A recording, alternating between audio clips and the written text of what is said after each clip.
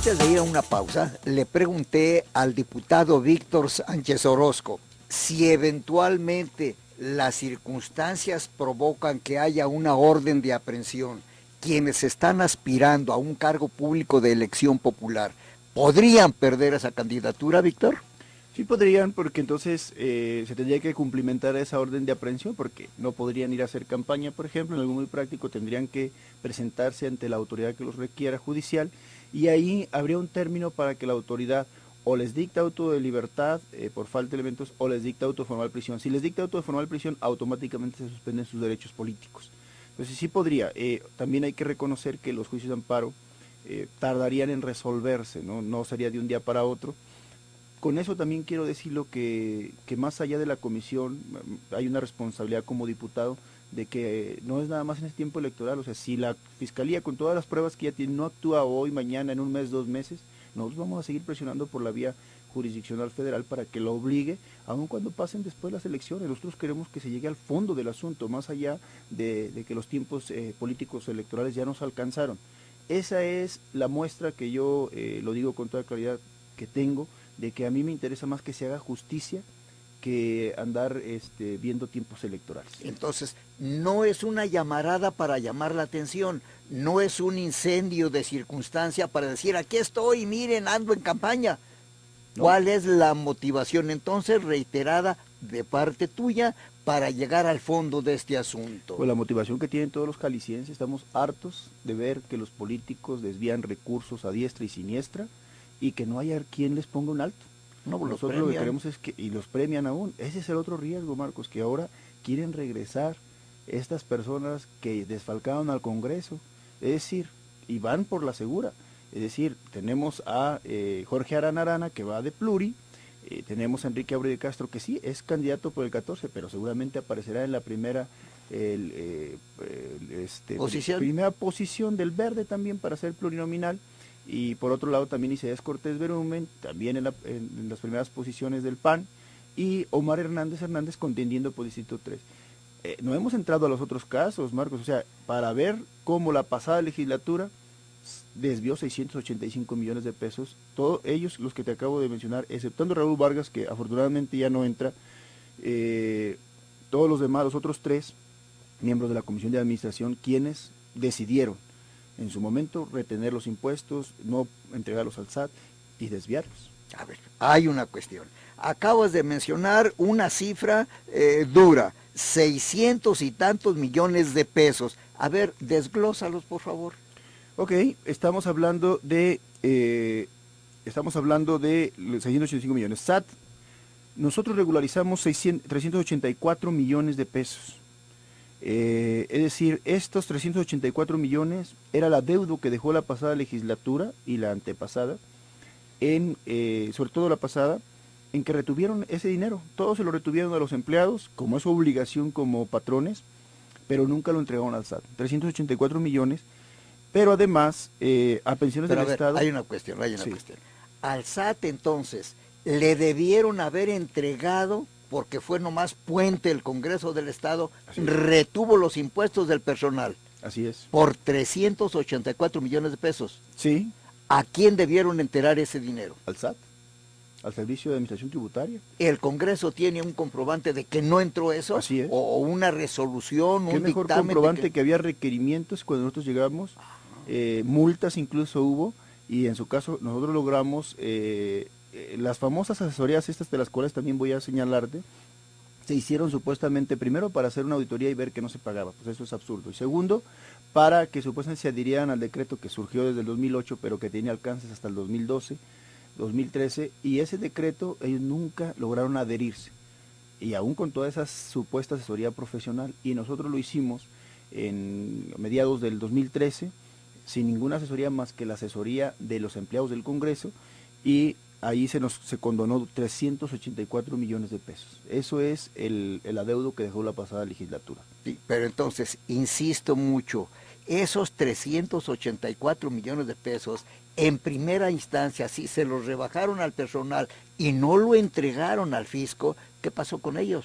Eso es lo que hemos denunciado penalmente. O sea, ese dinero, ¿dónde está? Pues lo fueron ideando la forma de pues de desviarlo. ¿Pero cómo lo disimularon? Bueno, pues yo no hemos logrado encontrar la forma de operar, porque esa es también una función que debe hacer investigar el Ministerio Público, pero de entre otras, crearon un fideicomiso donde se desviaron 31 millones de pesos. Otras seguramente serían pagos fantasmas, lo que es a Ola y SAC. A ver, entonces vamos por partes. Ese fideicomiso, los fideicomisos son para un objetivo Así concreto. ¿Para qué era ese fideicomiso? El fideicomiso que hicieron fue supuestamente para pagar seguros, que esto también lo ha denunciado en su momento el diputado Guillermo Martínez Mora, y lo denunciamos también penalmente. Supuestamente el seguro que normalmente se paga por gastos, seguro de vida, es por 1 millón para todos los empleados. Ellos pagaron por lo mismo en este fideicomiso 25 millones, más 6 millones de algo relacionado, y ese fideicomiso totalmente desapareció ese dinero. O sea, es un mega sobreprecio. ¿Existe todavía el fideicomiso? Cuando nosotros llegamos y apareció un requerimiento del banco por la administración del fideicomiso, es cuando sale a la luz el fideicomiso, y entonces se investiga y ya se anuló, se cerró. Pero ¿y los recursos que manejaba ese fideicomiso, qué pasó con ellos? Pues es lo que se está investigando, porque precisamente no existe. Es más, estaban requiriendo más de 100,000 pesos por el manejo de cuenta y demás de administración, pero ya no había ni un peso, y que incluso a 3 empleados del Congreso del Estado, 2 de ellos todavía siguen ahí, involucrados en el supuesto comité de administración de ese fideicomiso. Entonces, ese es uno de tantas formas que operaron. Otra seguramente fue empleando más supernumerarios, otra es el pago de asesorías ficticias. Ver, vamos ahora al pago de asesorías ficticias. Describe ese renglón. Bueno, en pago de asesorías ficticias, lo que nosotros detectamos por este mismo cuento del tema del SAT, para primero revisar si había pagos en exceso, tenemos a las 2 consultoras, de las cuales también se está investigando, Ola y SAI. Una se le pagó 25 millones de pesos y a otra 31 millones de pesos, lo cual te da 56 millones y un poco más. Esos 56 millones que estamos investigando ya lograron, eso también te doy esa primicia, después de investigarlas por cielo, mar y tierra, nos contestan las 2 y nos reiteran, pues, una que sí hizo un trabajo de auditoría de la cual no existen documentos en originales, hay como 20 tomos que son prácticamente copias de nóminas, y unas conclusiones de menos de 10 hojitas que son copias simples. Nosotros ahora le estamos diciendo... ¿Copias de dónde está el original? De una supuesta auditoría. ¿A quién le entregaron el original de esa auditoría? No existe, porque en la entrega-recepción jamás se entregó a nosotros, ni a nadie del personal. Eso surgió porque Carlos Corona y Correa Ceseña, en su respuesta por escrito al Congreso, a esta comisión que presido, le dicen, es que nosotros pagamos eso a una auditoría que se hizo.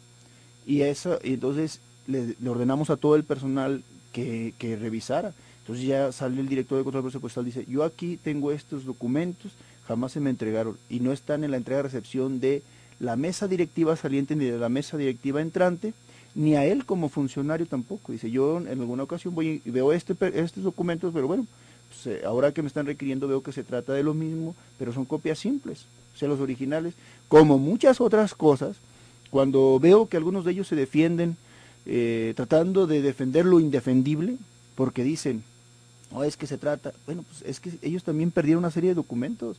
De todas las sesiones de la Comisión de Administración, que debe haber por escrito y por audio, un archivo, no llega ni a 3 ni a 5 las copias que existen, las originales. Todo lo demás jamás se entregó esas sesiones de la Comisión de Administración. Pues tú sabes que cuando se actúa con un perfil delincuencial, pues el delincuente va buscando cómo hacer perdedizo y cómo extraviar precisamente la evidencia y las pruebas que puedan inculparlo. Legalmente, ¿quién es el responsable en el Congreso del Estado de custodiar, conservar y tener a disposición de cualquier autoridad o del mismo Congreso ese tipo de documentos en original? Los secretarios generales y, en su caso, las mismas